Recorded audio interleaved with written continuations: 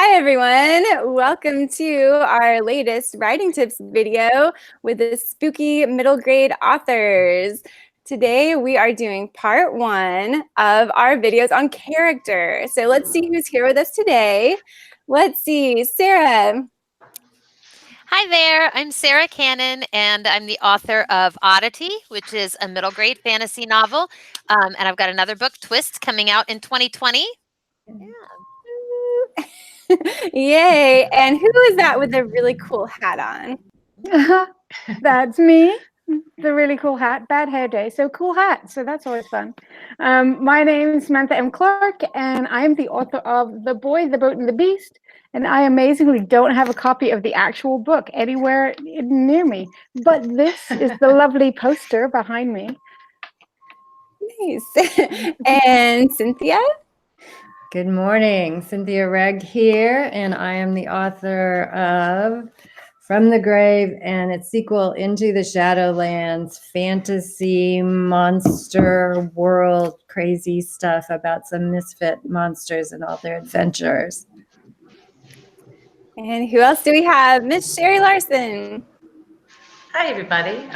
Glad to be here today. I am the author of this book, Motley Education. It's a fantasy adventure with Norse mythology elements. Very cool. And I'm Kim Ventrella. I'm the author of these books, Bone Hollow and Skeleton Tree. So let's dive right in, and we are focusing on main characters today. So in the future, get ready for some villains, some secondary characters.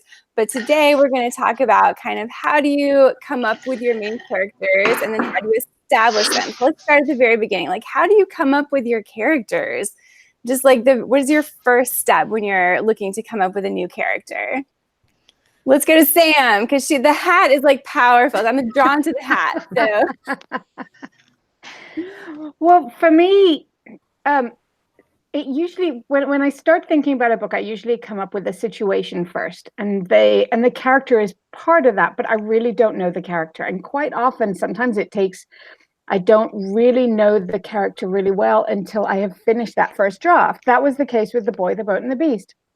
I didn't really know what that character, what his inner workings were until I got to the end. And so the majority of that story was really created throughout revision. So at the beginning, I started out with the situation of just this boy waking up. And then from there, I asked a lot of questions. And but the questions all pertain to that situation. He wakes up on a beach, he's alone, he has no memory. Who is he? What does he want? And I try to put myself into that situation, and then ask questions of myself and go from there. I've tried in the past doing questionnaires, but that's never really worked for me. Really, just writing through the story is the best way for me to really learn about my characters. Second that. I'm also one of these people who has to write the entire first draft sometimes until I know the story and the characters. So man, that's a tough way to do it. But I think when you figure out what works for you, sometimes you just can't change that process, and that's the process for me. I have to write through the whole first draft. Let's see. What about Miss S.A. Larsen or Sherry Larsen? I'm going to go a little bit more general with my answer. Having 4 kids, if you talk about middle grade, I have plenty of material to pull from my kids themselves, and then my kids' friends, their experience. I have a lot of stuff, and it's kind of funny. It's like a jigsaw puzzle. I can take different pieces from, like I said, either my kids or their friends or whatever, and put them together. I also like to create picture boards. Sometimes if, kind of like with Sam, if I came up with a situation or maybe a little bit of a world, and then I'll try and find like images of like people, like online or whatever, and then I'll put them all up. Then I'll start thinking, and more ideas will develop, and then I'll know, yeah, that person doesn't fit in this world, or vice versa, or I may end up combining 3 of them together, and that's how I get my character. But another interesting thing, just to comment on what both Samantha and Kim said, is just about, having to write the story, even though I come up with some of those ideas, a lot of times I end up learning more about the character the more that I write them in the world. Yeah, totally. So does anybody use those like character interviews or stat sheets, or, you see a lot of those online where it's like you go through everything about your character. What's their favorite food? What's their favorite this? Does anybody do that? I don't. Do you, Cynthia? I do, yeah, I do a little bit, at least to kind of flesh out the character once. I'm kind of like Sherry, she said she kind of thinks of a world or a situation, and then I start thinking, well, who is the character in this world or this situation? Who would be most impacted? And from that, it's kind of a jumping off point. So then I might break out one of those sheets and start getting into the details of the character. And I especially like the names, to concentrate on the name to bring the character to life. Oh, got it. See, for the names, I'm like, I get a lot of people asking me, like, do you have a certain meaning behind the names? Or like, do you choose your name because it has like some special connection to the story? And for me, I just go through those baby name websites, like I go through the whole list from like A to Z, and then I'll fall on one that just like feels right for the story. And I don't have any special meaning. It's just like a gut thing. It just feels right. Oh, that's so funny. See, now I'm kind of the opposite because I'm much more interested in the character's motivation than I am in what they look like or what they like to eat or initially. Because I feel like once I know how they're wired, then some of those things will be self-evident, right? Like a kid who's always kind of running at danger is not going to choose a safe ice cream flavor, right? But I have to actually see them run at danger before I know that they're going to try the weirdest ice cream in the cooler. And when it comes to naming, it's almost an afterthought a lot of times. So like, I think I mentioned on probably a previous chat that in Oddity, a lot of people go missing. And so I thought that generationally, like people would be naming their kids after relatives that had maybe vanished. And so I solicited grandparent names from people. I made this big list of names of all the grandparents of everyone I knew. And that's where I pulled their names from. And then I'll also search demographics. So like if I know that a character comes from a specific culture, then I'll search popular names from that culture. If I know, like I just finished Twist is set in the 80s. So I was looking up popular 80s names. And so, yeah, then I have that fit of no way would that kid be, a Myrtle. No. But that's when I finally get down to brass tacks with naming. Yeah, I often change the name a lot. As the more I learn about the character, my character's names often change, which sometimes drives my agent crazy because she's like, I got used to him with this name, and now he's got this other name. But the other name fits better now, And it's funny. I use the baby names too, but I also use IMDb cast listings. Like if there's a specific type of feel I want, or a different or a country or something, I'll often go to the IMDb listings and I'll just go through movies and find, and not just with the cast, but with the crew as well, like who worked on the movies, and just look for unusual names, because with the baby books, I kind of get stuck with, like on one sound or something, but I can find different ones if, it's just so randomized on the IMDb, listings, because they're just names, of all the people who worked on the film. Yeah. So I found those have been really useful. My husband and I will often flip through credits at the end of a movie, and I'll be like, ooh, that's a good name. Ooh, that's a good name.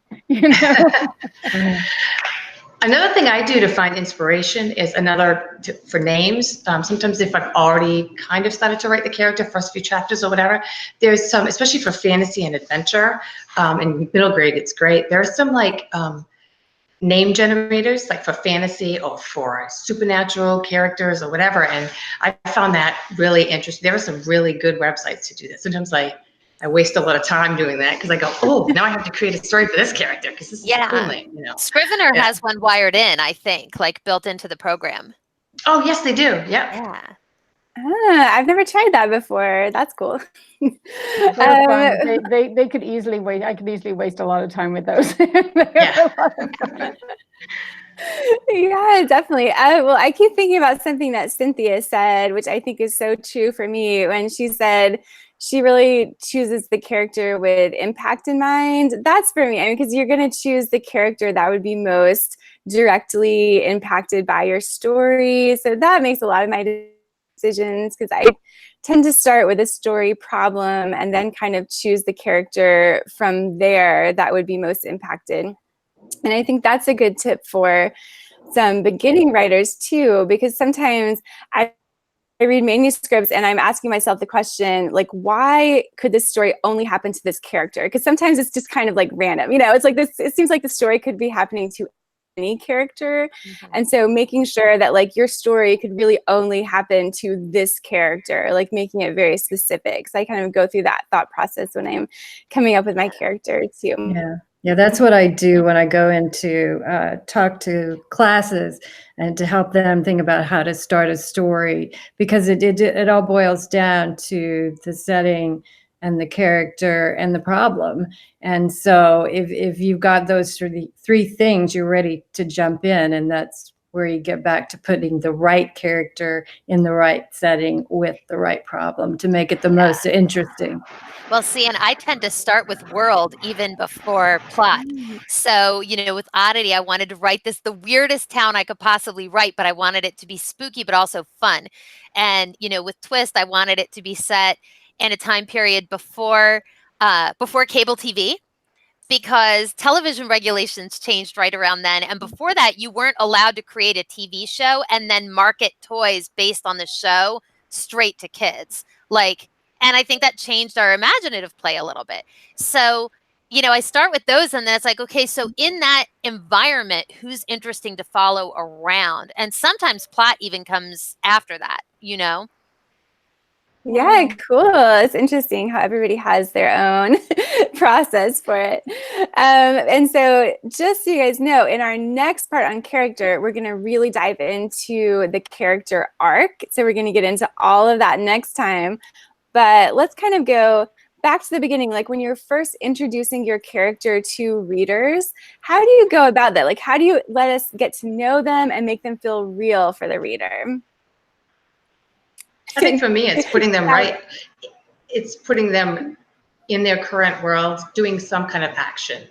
I mean, it could be something as simple as them brushing their teeth and the cat, jumps on the sink and knocks the toothpaste off and they sneeze. Now they're allergic to cats, or it depends how they react to the cat. Are they annoyed? Are they, those kind of things. That's what I find, not just writing, but also books that I read, when I'm thrown right into whatever the character's doing right here and now. And it doesn't have to be a big deal. It doesn't have to be, some monsters chasing them. That'll come. Yeah, one of my favorites for this is The False Prince by Jennifer A. Nielsen. The beginning of that book, that first chapter, we've got the main character has stolen a chicken and he's running away through the marketplace. So you get all of this fantastic you get all this fantastic setting, but then all these questions are popping up and also all this action. So so much about this kid based on, like Sherry said, based on his actions, because he's just stolen this chicken. So you want to know why, and he kind of explains why, but also the way he goes about it and how he kind of gets out, he escapes.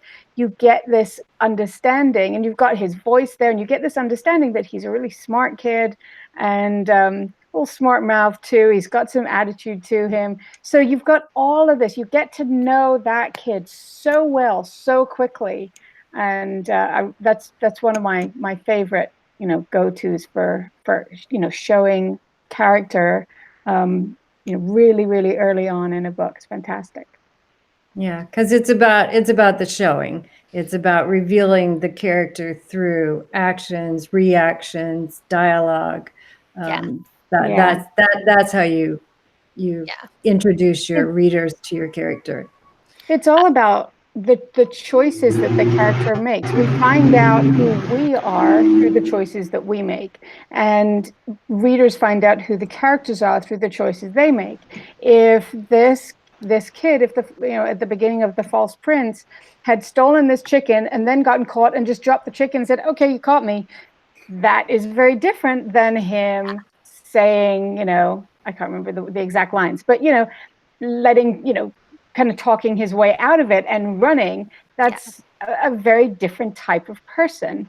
Yeah. And so showing that action is really, really, really important for us to know who those characters are. And I like to see characters taking a small r risk right away. Like, I agree that you don't necessarily throw the monsters at the capital R risk at them immediately. But like at the beginning of Twist, I've got, 3 different characters that become good friends. And so one of them is reading a story he wrote out loud to his class for the first time and kind of dealing with their reaction and some hecklers in the back. And another one is having her sketchbook grabbed by another kid on the bus and chucked around, and that sketchbook's very important to her. And, so you get to see all of her protective instincts and how she handles conflict. And the third character is used to feeling at home in her own skin, and she's in an environment where she's fish out of water, and she's having to actually step outside her comfort zone to figure out who's going to be a friend and how she's going to fit into that environment. And all of those things tell us a lot about the characters long before something actually leaps at them from out of the shadows and they have to contend with it. Yeah, definitely. I think, and you guys have kind of hinted at it, I always think about being as specific as possible when I'm introducing a character. So anytime you can include those details that are only something they're unique to that person. So instead of being very abstract and broad and just telling us through, your adjectives that describe this character, give us very concrete things that we can use to identify this person as an individual, and that will really help them feel like a real person. But Sherry also mentioned when we were talking about this before that we've brought this up already, you can use other elements besides just your descriptions of the character to also make them feel real and to add depth to the character, like the world building, the setting. We've already talked about the different actions and using the plot to develop the character. So does anyone want to kind of add on that? How can the world building be related to making your character feel more real? Well, it's going to be their reaction to the world that they're in. Like in my monsters books, I mean, this is a monster world, but they are monsters, and the misfits stand out because they don't fit in the way they're supposed to. I mean, if I'd put a human in that world, it would have been a very different reaction too. So it's all about which characters you choose to put in the world and how they respond to it. I mean, that's where you get your story. That's where you get your drama. Yeah, it's those reactions, like Cynthia just said, through the world building, and you can show characters' beliefs, their likes, their dislikes, through that world building. And I also like to do that with secondary characters, and how, once you start to get into the story and how the character originally reacts to something, and then put them in a little different scenario where you can get deeper and you can build on the secondary characters' reactions to them and how they react to that, and see, that's one way that I find that I could, well, that would actually go into character arc. I was talking growth, but I know it's hard to just separate it. I always laugh when this comes up because, as most of the spookies know, Oddity opens with a school safety drill, and because Oddity's so weird, it's a school safety drill where they actually let leopards loose in the gymnasium and lock the students in and say, how long does it take you to actually diffuse this threat, right? And the risk for Ada in that scene isn't really the leopards, because this is just what she does all the time, and she's really good at it. It's, is she going to help the new kid, even though it's going to make it more difficult for her to do the things she ordinarily does? And if that happens, it's going to maybe lower her standing in the eyes of her peers or her teachers, right? So, I think setting can be instrumental in this really indirect way, because of course the threat that you're looking at is the leopards, right? But what you're really learning is that Ada's someone that'll take on risk to help other people, and that's something you really need to know about her going into that adventure.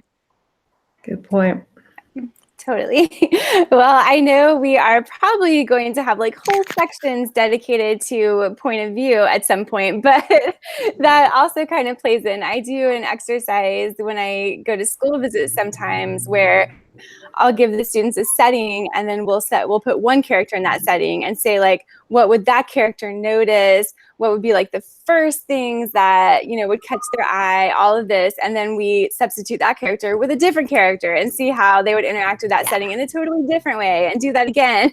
So, you know, that's another thing that you can kind of do as an exercise. Like, make sure that the things that your character is noticing about this world are very specific to that person, and they're not things that just like anybody would notice. So ask yourself, like, what in this character's backstory, what about like their goal in this moment is going to inform how they see the world around them. Right. Yeah. So I think that's a little bit about just establishing our characters. Does anybody have any final thoughts before we end part 1 about establishing our main characters? I would say just, you know, don't be afraid if you don't know anything right at the beginning. You know, if you don't know it all, that's okay. Just keep writing. Sometimes if you write a scene, if you write your opening scene from a different character's point of view, from a different place, and looking at your main character, you're going to learn a lot too. Because when you're looking at the character from a different character's point of view, you're going to see things that are differently than if you're in that eye. A lot of it is acting, really, you know, because you want to get into the mind of that character. But it takes a while to really figure it out. It's not like you've got the script right there. You've got to figure out what the script is, but you still got to be in that character. And the most important thing is their motivation. And once you understand more who they are, you're going to understand that motivation. So take your time, get to know them. Yeah. Let them play around in your head. I let my characters play around in my head while I'm walking the dogs, while I'm cooking, washing dishes. It's fun. Well, and Another thing that I find that's really, sorry, go Sarah.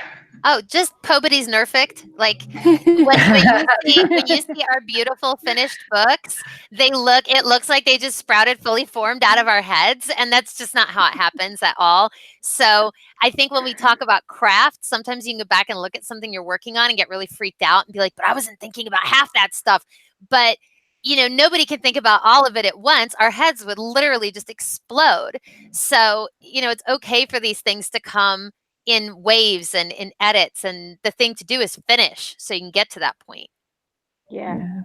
And have fun with it. You know, don't get so overwhelmed, I think, by trying to, like Sarah said, set up something perfect. Just have fun and be with the character, become friends with them. I hate when I finish writing one of my stories, because it's like, you know, I don't get to hang out with these creatures anymore. So enjoy your story. Sherry, did you want to add anything?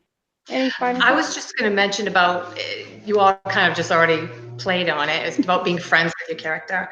One thing that I really like to do is, you know, develop that backstory of the character, and that's how I find that I get to know them the best.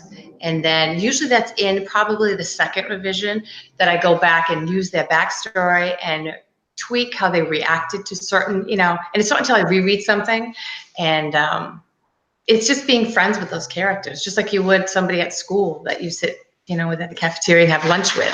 And I think sometimes if we just take the stress off developing, you know, all the layers and stuff, and just let them slowly, they'll come through the story.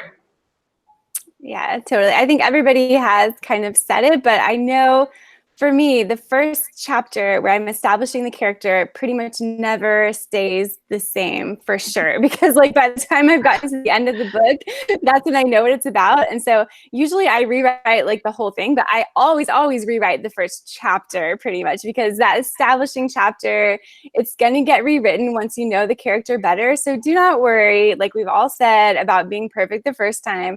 Do your best to establish them, but after you get to know them, when you go back and revise, that's when you're really going to be able to, introduce your character in that way that is as close to perfect as you can. So don't worry about getting it right the first time. But thanks so much, everyone, for joining us for part 1 of character. We will be back next Thursday with part 2. And hopefully you have subscribed to our channel. If not, please subscribe, because we are going to be putting together a lot more of these writing tips videos for you. And we hope you enjoyed them. So bye, everyone. Have a great afternoon and get Bye. writing. Bye.